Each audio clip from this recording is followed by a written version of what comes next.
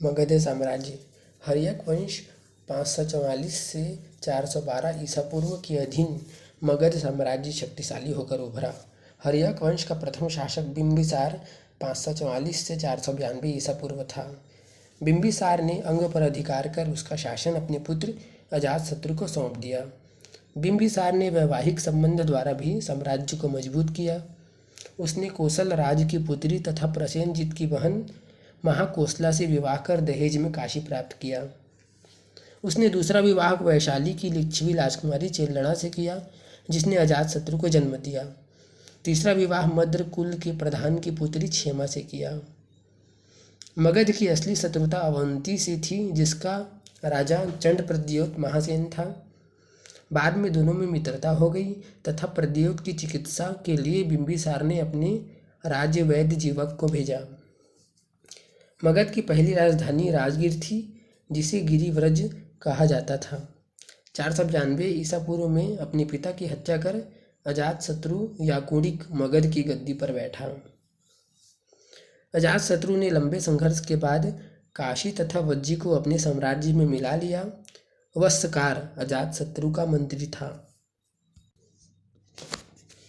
460 ईसा पूर्व में अजातशत्रु के पुत्र उदयन ने अपने पिता की हत्या कर साम्राज्य पर आधिपत्य स्थापित किया।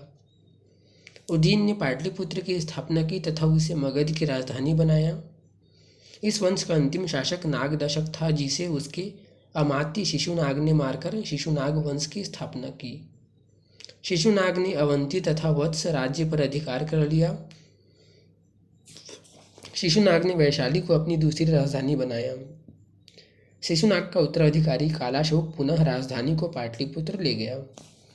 इस वंश का अंतिम शासक नंदीवर्धन महानंदिन था।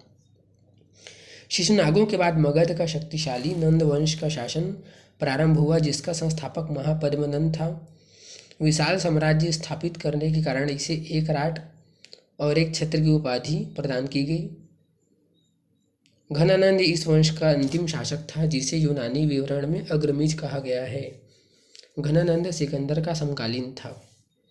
विदेशी आक्रमण। जिस समय मगध के राजा अपना साम्राज्य बढ़ा रहे थे, उसी समय ईरान के हकमनी शासक भी अपना राज्य विस्तार कर रहे थे। भारत पर प्रथम विदेशी आक्रमण इन्हीं हकमनी शासकों द्वारा किया गया।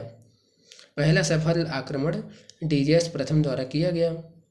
सिंधु के लिए हिंदू नाम का आरंभ ईरानियों ने ही किया था तथा इन्हीं के लेखन पद्धति आगे चलकर खरोष्ठी नाम से प्रचलित हुई। सिकंदर का आक्रमण।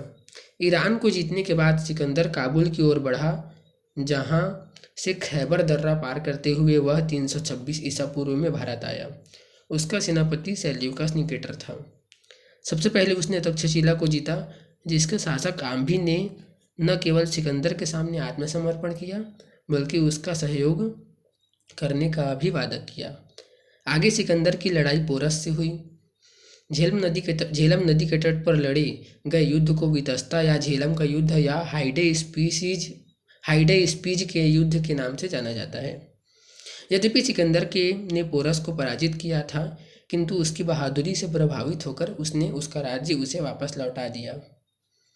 सिकंदर ने निकैया तथा झेलम के तट पर बुकेफाल नगर को स्थापित किया। गांधार शैली के विकास में भी यूनानियों का योगदान है।